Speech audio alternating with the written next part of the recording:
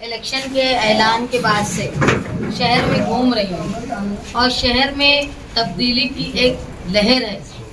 और रिजवान भाई जैसे लोग वो जो सियासी तौर पे किसी के साथ झुके हुए नहीं रहते, वो अवामी मुफाद के लिए काम करते हैं। ऐसे और वेलफेयर पार्टी ऑफ इंडिया के अरकान जो मुसलसल सिर्फ खिदमत खल्क के लिए काम करते हैं, अवामी मुद्दों को उठाते हैं, या कहना चाहिए किसी सियासी पार्टी या शख्स के दबाव में नहीं रहते, बेबाकी से अपनी बातों को लोगों के सामने रखते हैं। आज इनका हमारे साथ हिमायत करना इस बात की ज़ामिन है कि शहर तब्दीली की तरफ जा रहा है। ऐसी तब्दीली जो शहर को तरक्की दिलाए, पढ़ी लिखी समझदार सियासी सूझबूझ वाली। जैसा मैंने कहा कि सियासी सूझबूझ की कमी से अगर कोई नुमाइंदा आता है सियासत में और उसको इक्तदार या पोस्ट मिल जाती है तो एजेंट राज की शुरुआत हो जाती है। जैसे आप मालेगांव शहर में देखेंगे कि जब से सियासी लोगों का नुमाइंदा बनना साथी निहाल अहमद साहब के बाद से बंद हुआ, तब से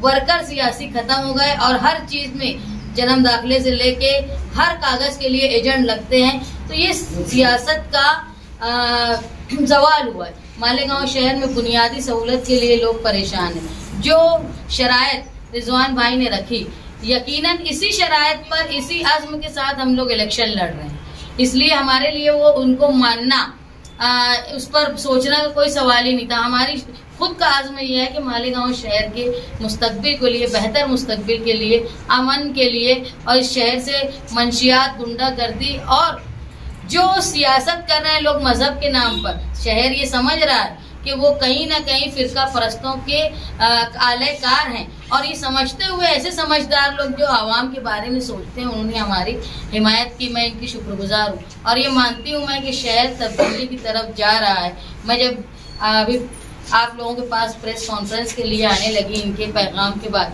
तो रास्ते में मुझे शादी से निकलते हुए कई खवातीन ने रोका और मुझे कहा कि आप हिम्मत मत हारना, हम आपके साथ हैं। कई नौजवान लड़कियों ने कहा कि हम आप पर फख्र महसूस करते। तो ये सब मेरे लिए एक फख्र है, दुआ का सहरा है जो शहर उम्मीदें लगाया है। इंशाअल्लाह ये तब्दीली की लहर जो है ये मालेगांव शहर में बेहतर नतीजे लाकर 23 तारीख को शहर को कामयाबी की तरफ, तरक्की की तरफ ले जाएगी। ये मैं आपसे वादा करती हूँ। आपके शहरी की तरफ से बात आई थी कि वोट तकसीम, वोट कटवा।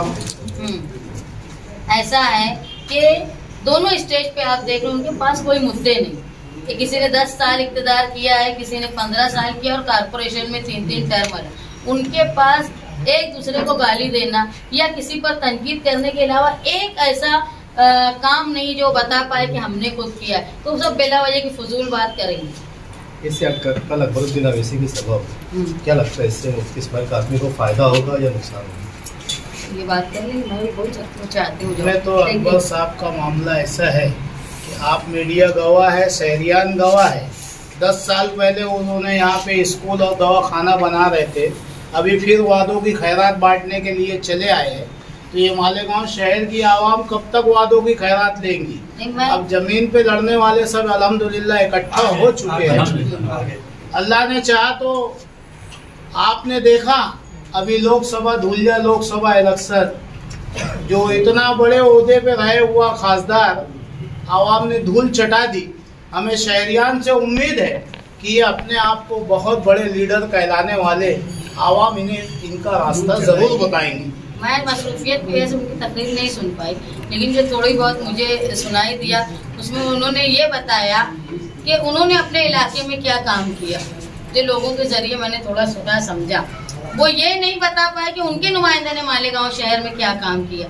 इसलिए मुझे लगता है कि जो आज नुमाइंदे यहाँ थे उनके लिए फिक्र की बात है कि उन्होंने कोई ऐसा काम नहीं किया जो लीडर उनके लिए वोट भी मांग सके।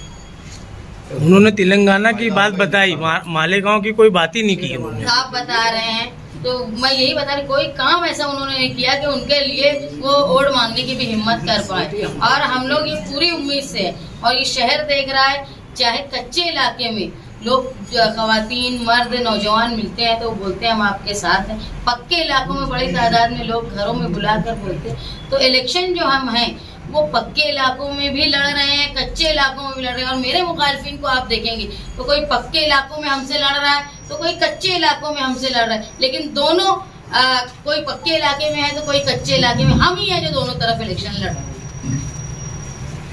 शहर में सही मानों में हम लोग जमीन पर इलेक्शन लड़ रहे हैं। मैं बार बार बोल रहा हूँ, पक्का एरिया और कच्चा एरिया दोनों तरफ जो है लोग तब्दीली चाहते हैं। ये बिल्कुल एक लोगों के जहन में एक बात बैठ गई है कि ये शहर में 25 सालों में जो हालात हैं, और सबसे अच्छी बात ये है इस इलेक्शन में हमको कैंपेनिंग करने में कि हमको लोगों को बहुत तफसील से समझाना नहीं पड़ रहा है, क्योंकि कभी कभी ऐसा होता है कि काम काज होता है तो हम उसमें कोई नुक्स निकालते हैं, कुछ बोलते हैं ये ऐसा है वैसा है, तफसील से समझाते हैं। मगर जब लोग खुली आंखों से हालात देख लेते हैं तो उन्हें समझाना नहीं पड़ता। इसीलिए लोग तब्दीली की तरफ जाना चाहते हैं, और तब्दीली के नाम पर जो है शहर को एक ऐसा नुमाइंदा चाहिए जो पढ़ा लिखा हो, जिसे मराठी आती हो, जिसे एडमिनिस्ट्रेशन का काम समझता हो, जो फिरका परस्तों से लड़ सकता हो, जो शहर में डेवलपमेंट और उसके ताल्लुक से एक नई सोच के साथ आ सकता है। ऐसा नुमाइंदा शहर को चाहिए।